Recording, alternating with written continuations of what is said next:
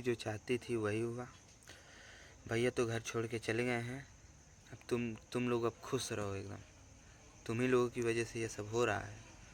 जब एक बार कहने से समझ में नहीं आ रहा है, तुम लोग को क्यों बार बार आके घर पे बैठी हो, घर पे इतना झगड़ा कर रही हो, इतना इतना। दोस्तों बताएं, रानी भाभी को आप लोग वीडियो में देखे होंगे, रानी भाभी को मारी है, हाथ पे चोट लग गया है, और चाची को गंदी गंदी ऐसे वैसे गालियाँ दे रही थी, पता नहीं क्या क्या बोल रही थी।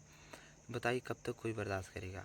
फिर भैया भी बोले हैं, और उनको मारने जा रहे थे दोस्तों, वो बचा रहे थे, लेकिन फिर भी अब भैया चले गए हैं। अब तुम लोग खुश रहो।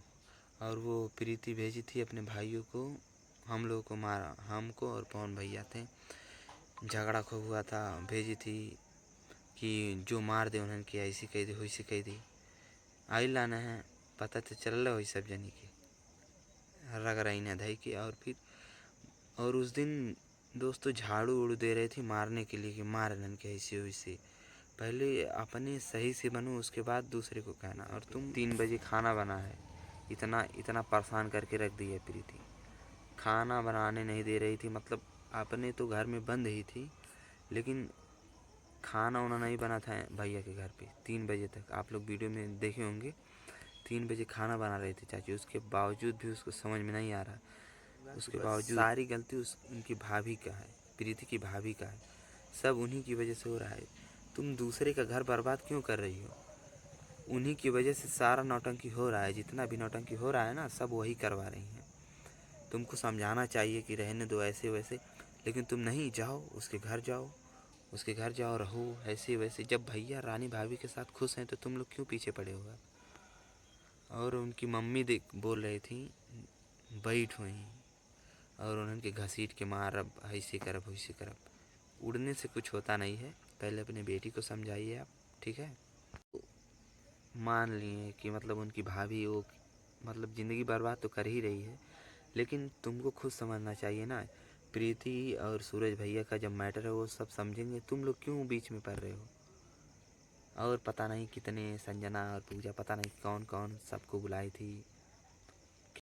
तो भैया के पास इतना फ़ोन आ रहा है, सब लोग बोल रहे हैं कि मतलब सूरज तुम गलत हो। जब जब सच्चाई बता दे रहे हैं, उसके बाद वो भी कह रहे हैं कि हाँ सही है, सूरज भाई सही है। वो नहीं कह रहे हैं कि प्रीति गलत है, लेकिन वो भी जब सूरज भैया उनके साथ छोड़ दिए हैं तो तुम अपना देख लो, अपना शादी वादी कर लो। वो खुश हैं शादी करके, तुम भी शादी कर लो। अब अब नहीं, तुम घर में आके झगड़ा करोगी, कलेश करोगी, और अगल बगल के लोग भी परेशान हो रहे हैं।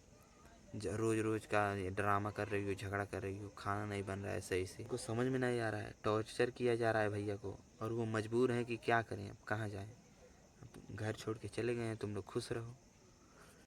किसी की भी मम्मी रहेगी, कोई भी गलत बोलेगा तब बुरा लगेगा।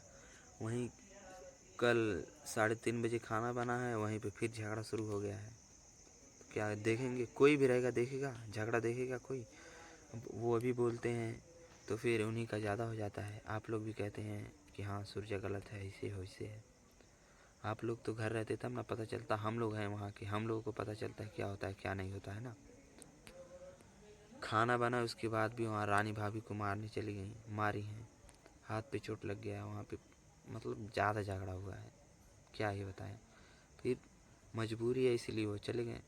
अब तुम खुश रहो, अब घर में रहो, अब चाहे जहाँ रहो तुम, लेकिन तुम अपना देख लो। अब वो चले गए हैं, अब तुम अपना देखो। हाथ पार हो जाता है तो यही होता है। भैया इतने दिन से तुमको समझा रहे थे कि समझ जाओ समझ जाओ, मान जाओ, अब मान जाओ। जब नहीं मानी तो क्या, शादी कर ली। अब क्यों आकर ड्रामा कर रही हो घर पे? जब इतने दिन से समझा रहे थे, नहीं समझ में आ रहा था, अब शादी कर लिए तो आकर भाभी को मार रही हो, झगड़ा कर रही हो। घर में खाना नहीं बन रहा है 3-3 बजे तक, ऐसे कोई देखेगा ऐसे?